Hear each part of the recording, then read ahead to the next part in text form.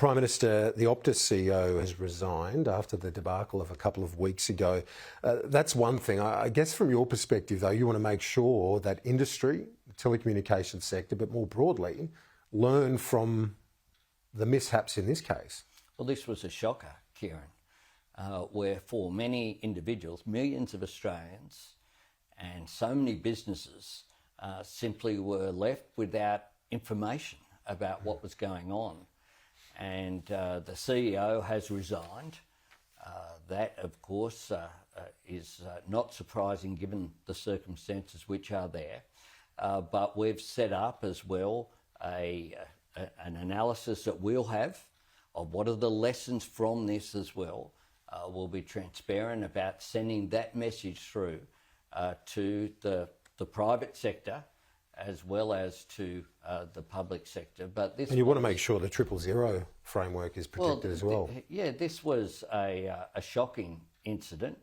Michelle Rowland was right on top of it out there, giving more information, frankly, than Optus were giving out there to customers. And so this is a really regrettable incident. We'll be doing further work on the range of issues, including cybersecurity, this week, of course, as well.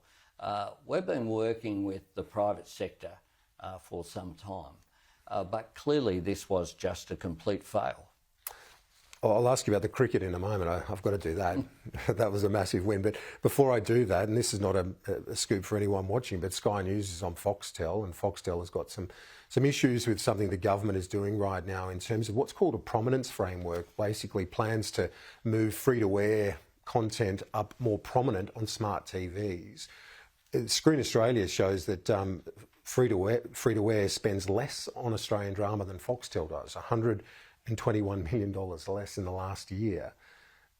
Is the government going to consider that? Why would our content providers be treated any differently, say, to the free-to-air content providers? Well, we welcome every dollar that is spent on Australian drama and Australian content, and Foxtel plays an important role. There's been some terrific shows, I've got to say, over the years, and some really good ones at the moment. But we were elected saying that we would look at the prominence framework. That's what we're doing. We're out there consulting appropriately. When I turn on my smart TV, watching Sky, it certainly has the free-to-airs there on the front page of that. That's appropriate.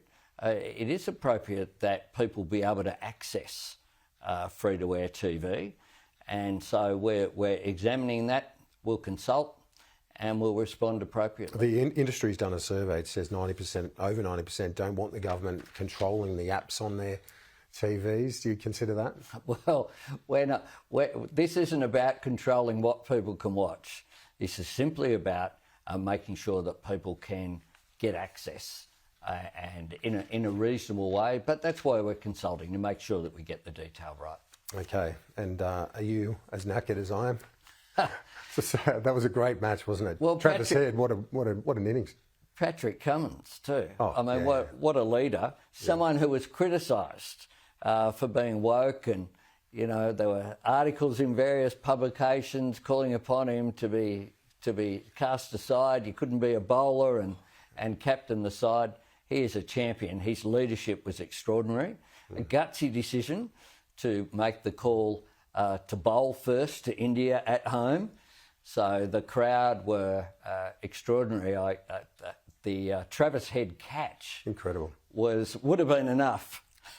But then, of course, he had to hit a magnificent ton.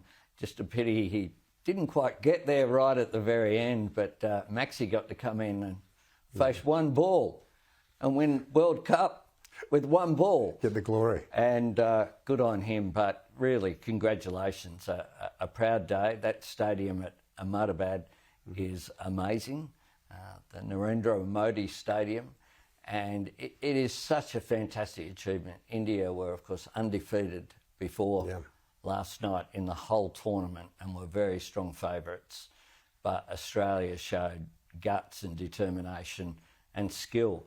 I thought the way they fielded last night, David Warner throwing himself around like a 20-year-old, like a sort of young Jonty Rhodes.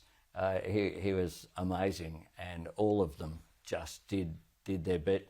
Even the part-timers who came on to bowl as well, Travis Head and Mitch Marsh, you know, a couple of really cheap overs. They were fantastic and a well-deserved victory.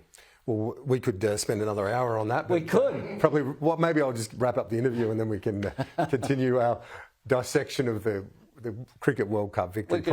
We show it on Fox Sport as well as Sky. Yeah, let's do that. Thanks so much, PM. I really appreciate it. Thanks very much, Kieran.